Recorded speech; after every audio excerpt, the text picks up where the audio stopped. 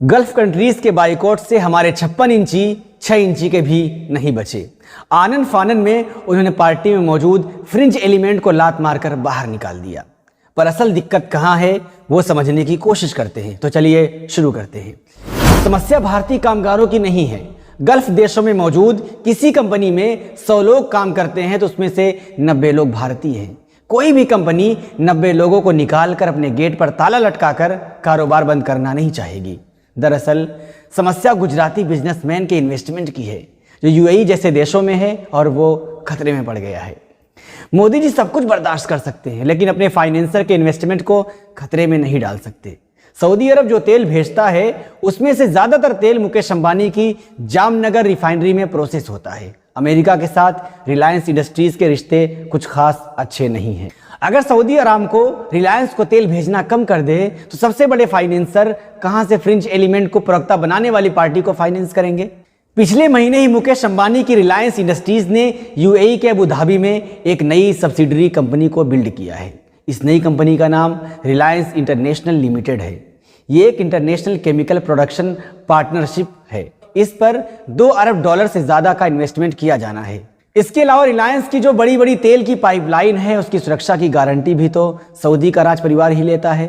उसे क्यों भूल रहे हैं आप। ऐसे ही अडानी जी ने ईरान की सबसे बड़ी चावल कंपनी मोहसिन को खरीद लिया था। अब उन्होंने कोहिनूर राइस ब्रांड को भी खरीद लिया है। अब महंगा चावल तो बिरयानी बनाने के काम ही आएगा। अडानी ग्रुप पैक्ड फूड कहां एक्सपोर्ट करेगा। सबसे आसान एक्सपोर्ट तो गल्फ कंट्रीज में ही हो सकता है। पिछले महीने ही भारत और यूएई के बीच फ्री ट्रेड एग्रीमेंट हुआ है। दरअसल West Asia, North America, Central Asia और उप सहारा अफ्रीका आने जाने का रास्ता भी है। इस समझौते का मकसद अगले 5 साल में भारत और यूएई के बीच मौजूदा $60 अरब के दो तरफा बिजनेस को बढ़ाकर $100 अरब तक पहुंचाना है। अब सारा एक्सपोर्ट तो बड़े बड़े गुजराती बिजनेसमैन ही कर रहे हैं और आगे भी करेंगे।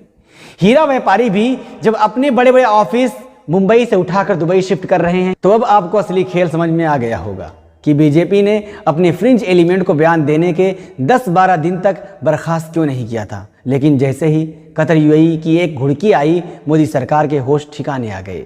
जी हाँ, ये वाकई फ्रिंज एलिमेंट्स ही हैं। सरकार का कहना है कि उनकी पार्टी के प्रवक्ता और टीवी पर सरकार के चेहरे असल में फ्रिंज एलिमेंट है। तो इस पर कतई हैरान न हो। आइए आपको समझाते हैं। कतर सरकार ने जब भारत के राजदूत दीपक मित्तल को बुलाकर अपनी नाराजगी जताई तो भारत के एम्बेसडर दीपक मित्तल ने जवाब में कहा कि भाजपा प्रवक्ता नुपुर शर्मा और नवीन जिंदल का बयान कोई भारत सरकार का बयान नहीं है बल्कि दल के फ्रिंज एलिमेंट्स का बयान है। फ्रिंज एलिमेंट का मतलब होता है छोट भैया, औने पौने लोग। अब सवाल यह है कि राजदूत दीपक मित्तल का बयान तो भारत सरकार का ऑफिशियल स्टेटमेंट है। इसके अनुसार तो भाजपा के संबित पात्रा समेत भाजपा के सारे प्रवक्ता चिल्लर, औने पौने, छोट भैया लोग हैं। तो जिस पार्टी के ऑफिशियल प्रवक्ता इस प्रकार के गैर जिम्मेदार, नफरती, जहरीले, झूठे प्रचारक हैं और जो इन्हें अपॉइंटमेंट करने वाले आला कमान मोदी जी, अमित शाह या जेपी नड्डा जी हैं, फिर वो क्या है। या जिस पार्टी का एजेंडा या घोषणा पत्र महज नफरत, जहर और झूठ की पैदावार है वो दल भाजपा और उसके मार्गदर्शक आरएसएस को क्या फ्रिंज एलिमेंट्स का चिल्लर, औने पौने कहा जाए या माना जाए।